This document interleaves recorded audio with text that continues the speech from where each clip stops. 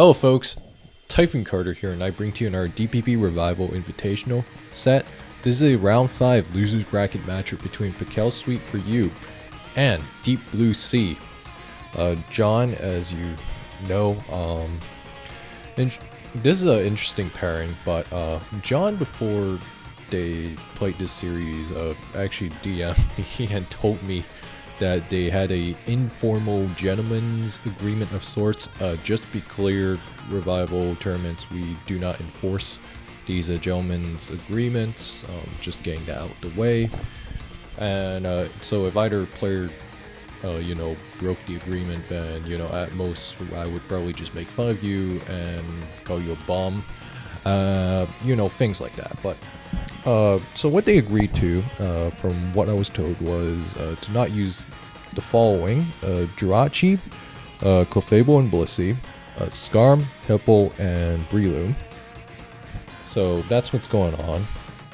Although I think, this is an interesting arrangement, to say the least, because I think if you ban Clefable and Blissey, I don't think you actually have to ban Hippowdon, because I think using Hippowdon without either the pink blobs could actually be a really interesting predicament. Because you very rarely see Hippo outside of these hardcore stall teams. But so yeah, if the teams look a little bit unusual, that's why. Anyways, that being said though, let's jump right into this. So got a Swampert lead and an Azelf lead. So nothing crazy so far. This is like an offense versus offense game. Oh, Toxic. Yeah, that actually makes sense. If you're banning Clefable, then Toxic on Pert is actually like a really good moveset choice. And DPC bringing out Safeguard here, which actually kind of makes sense. And you got Rhyperior brought out here, so Rhyperior will comfortably trade with T-Tar, and John's gonna switch out into Celebi. I can't really do our usual team composition breakdown, but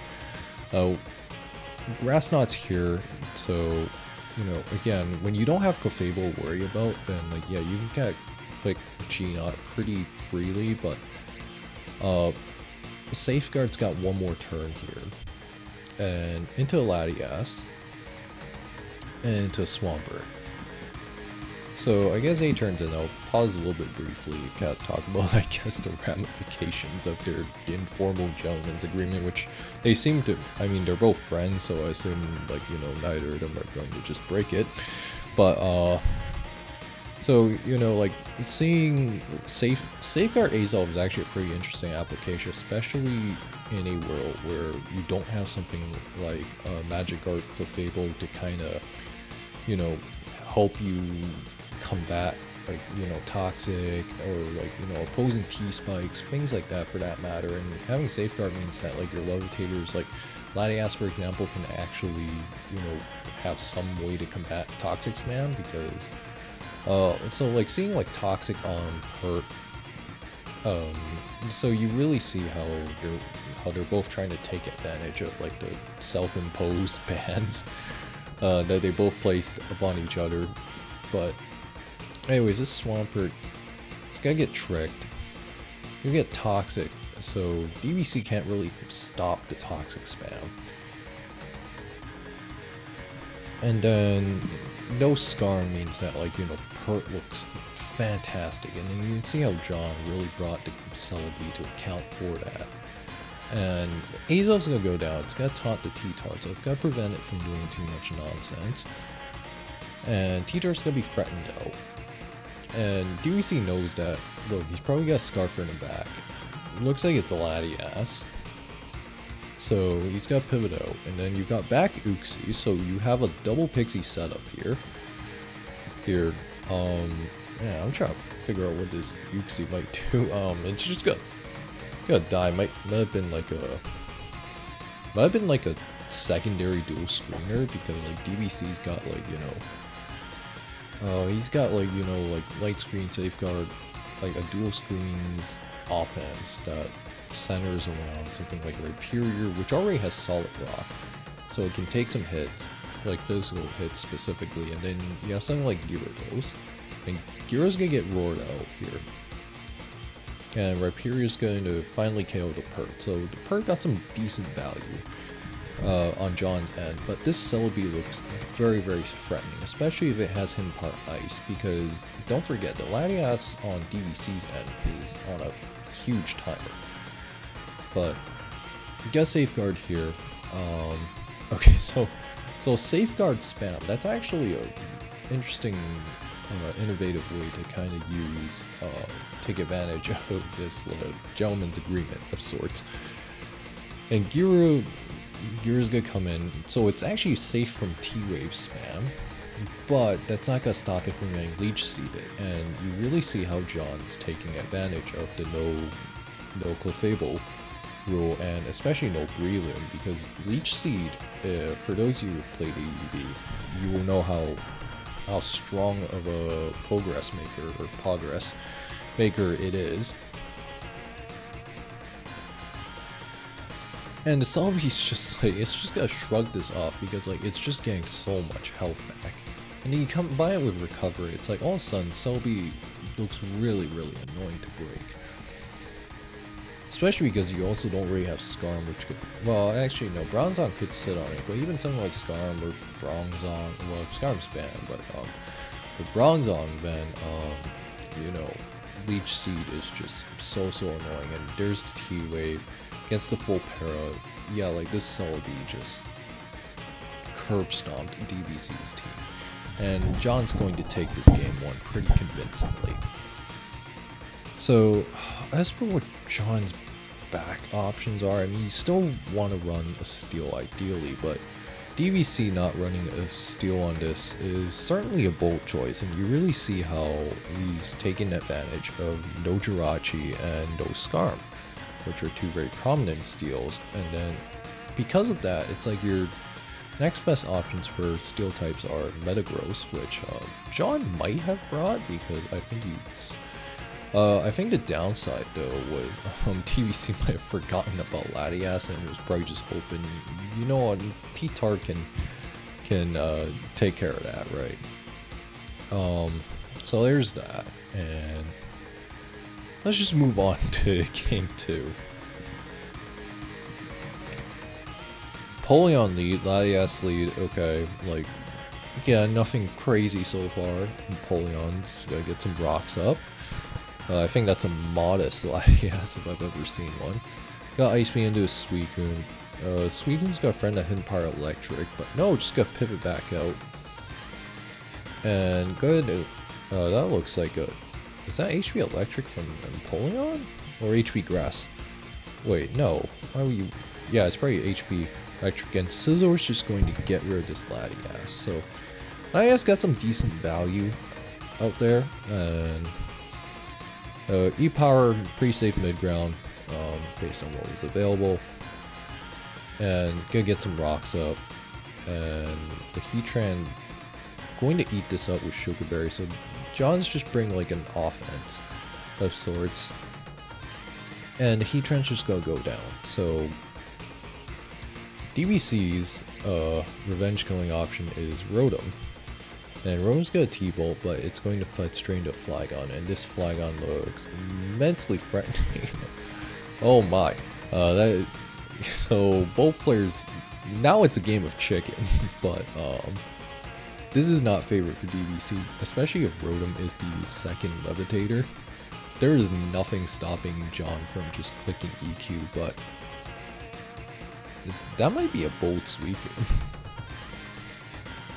Yeah, so rest is shown, so that's a bold Suicune. I was like, man, that EQ doing way too little. And T-Tar's going to be sent out here, going to eat up this T-Bolt from Rotom. John will probably... Oh, Cobra. Cobra's actually a really nice touch, even a non-gentleman's agreement site, because it allows for interactions like this, where Rotom can just... eat the Pursuit, or a Crunch in this case, well, Pursuit in this case, or even Crunch, and then trade down T-Wave. And the nice thing with Cobra Berry is that it allows you to actually bluff Choice Scarf, which is the other nice upside, because like, you know, DVC thought, oh hey, I'm gonna get a free Pursuit trap, but it revealed itself to be Scarf T-Tar. So that's like a lot of information for John, and then this means that it can't really revenge something like Empoleon anymore, or opposing or speed tie with opposing Tar at +1. So that's a really nice thing about that. Hydro unfortunately misses there. Does not get the Para Axe, but worst case scenario, you put the Tyranitar out of commission for the rest of the game, and DVC's just gonna let this go. However, Lucario is going to be sent out into the field, and it's just got Aura Sphere here, Life Orb Aura Sphere. Oh man, that's something. So Lucario with Aura Sphere, like Life Orb Aura Sphere, it's probably like Master Plot. So that used to be, like way back in the day, it used to be much more popular of an option. Like nowadays, it's normally just at Sword Stance Lucario, like extreme speed, close combat, all that jazz, right? But the nice thing of Lucario is that, like, if you're running Nasty Plot, which I assume DVC is, you could run something like Vacuum Wave, like a fight move that can really hurt something like Empoleon or Tyranitar. Especially Tyranitar in particular, although, yeah, you have Bullet Punch, but, like, sometimes you just really want that. You just really want slam stuff, and you still can run options like Flash Cannon, for example, to, like, slam neutral targets like Latias without needing to commit, or running Hinpower Ice, etc., right? So, like, Lucario's special move pool is, like, not too bad, and then obviously you have, like, Dark Pulse too, which means that you can hit something like Rotom or Lati in one slot, and then, I don't know, you could say run something like Hinpower Electric for Gira, like, okay, I'm just, like, spitballing ideas, but you get the point. Anyways, Surf's here. And the Lucario's gonna have one more attack. And Flygon's going to oh wait, no. John actually might lose this. Especially because the Empoleon looks like it does not have whatchamacallit.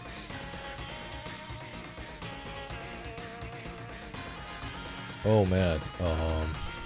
Sleep Talk's there, so it is Crocoon from, and DVC saying, oh, he misplayed, but the thing is that John could actually run out of Thunder Punch PP. That's actually one way he can lose this. Some bad Sleep Talk rolls could also work against him, and last Pokemon Suicune just, especially because he also banned Peru, so like last Pokemon Suicune suddenly looks extremely powerful. And you're almost getting, like, here in this scenario, you're almost getting like a ADV moment, you know, like if you ever play ADV, it's like everybody's gotten Crocooned before. And then, okay, finally gets like a half decent roll. This means that it's gonna be able to shrug off Empoleon's attacks too. And oh man, John might have let that slip, so. Oh, it's Lychee Berry. Lychee Berry T-Tar is an interesting option. It might be like for natural gift, like for something like Quagsire, I don't know. It's a good, like, side grade option, if you want to call it that. And then Flygon's got Outrage here.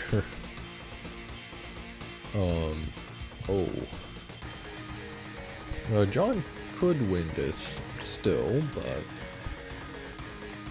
you know, the problem is that now the Flygon, because it can't really come in again, Confuse Hacks could also, oh okay, yeah, spoke into existence, but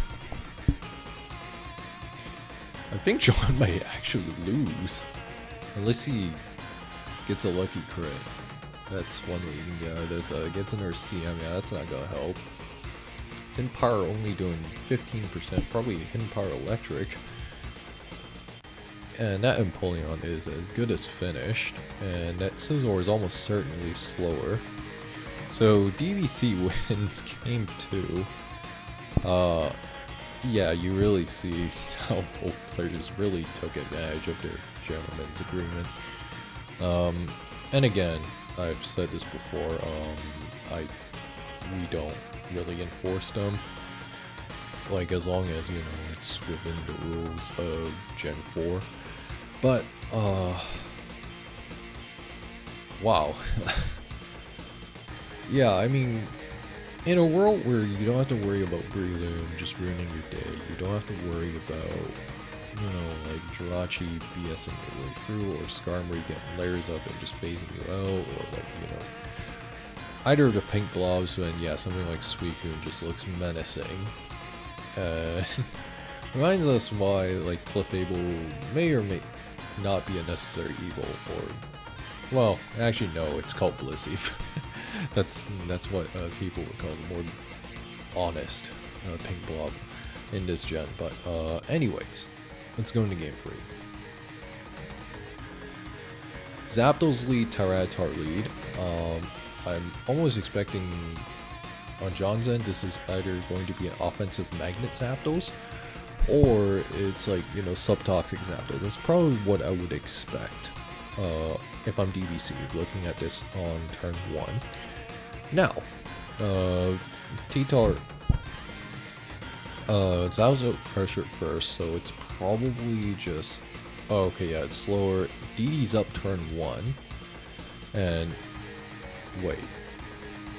Oh, countered. So countered Sash T-Tar, I think is what happened there. So that Tyranitar was probably focus Sash. If DPC was willing to go for a gambit like that. I mean, John probably realized that, look, like the Zapdos is faster, but I think he didn't really want to give up Rocks turn 1 for free. So DPC really took advantage of that lead matchup he got to, like, to DD up and then bluff that, and then to pull the counter off to get rid of Rhyperior, because Rhyperior is normally just extremely resilient. And yeah, DPC saying the guy didn't even break Sash. Yeah, and yeah, like some lighthearted banter going on here. Zap Me. Hey, this might be a more offensive take on Zap Me on John's end. Recovers here, okay. Oh, Dark Pulse is there. Yeah, D-Pulse, or Dark Pulse Heatran, sometimes I've forgotten Fret, because it's a really nice way of nailing Latias in DPP normally. Although normally if you see that, it's ran with a Life Orb. But DPC might be running a Resist Berry here. And Fire Blast doing 49%, so I was probably like, I don't know, like a max HP Zapdos with like no other bulk investment. And the Zapdos going to T-Bolt here, and full paras, so DPC might have to explode here. But no, just going to Dark Pulse instead, probably trying to catch this Starmie on the switch, and he's just gonna let the Heatran go, so this might invite something like Lucario in, or Gengar. Yeah, that works too. And Gengar's gotta get the sub up. And the Gengar showing no items, so this might be Lum, this might be, you know, oh, okay, this is Life Orb. And so let's go with Bullet Punch here, and it's just gonna be taken out by this Focus Blast. So Gengar putting in some overtime here. And even normal DPP, like Gengar is extremely threatening to Zap B structures typically. I know, like, you know, John's not really bringing a traditional version of Zap B because of, you know, their rule set. But this Gyarados looks really threatening now, because the Zapdos, we know it's not fully bulk invested, and then, oh man, I think John just loses here. Yeah, that Pasho ain't saving you, brother. It's probably like Pasho with T-Punch, if I had to take a guess. And DPC is just going to clean house here, and he's going to win the series 2-1. Thank you for playing, John. And DPC is going to move on to round 6. So that was an interesting showcase of a informal gentleman's agreement of sorts, and kind of a refreshing look, to be honest. But yeah, I still think that they didn't have to ban Hippowdon, to be frank, because like you never see Hippo without very rarely do you ever see Hippowdon with, you know, like, without DeepBlueC or Fable. So I think there was like some, it would have been cool to see some, like, you know, more niche options to see like what kind of structures Hippo would fit on. Like, I know Rosary's been tried before, like Rose bulky offense, but you know, I guess, like, you know, hey, look, like, both friends that want to both spice things up. I'm not against it.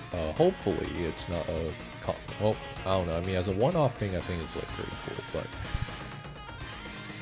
and then, like, even then, it's like, you know, you still see some throwbacks, like, you know, Dark Pulse Heatran, without Life Orb.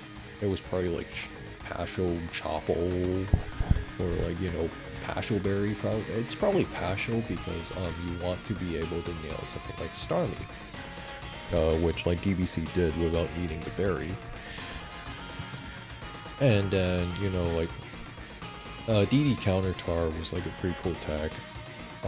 Like, counter is like a thing on Focus Sash T-Tar lead sometimes, but seeing it incorporated with DD is interesting. That's like kind of a ADV-esque tech from what I've seen, but with like bulky DD Tar normally, instead of, like, you know, Focus Sash, like what DBC was going for here. But that being said though, if you guys enjoyed this video, like, comment, subscribe, and I will see you guys next time.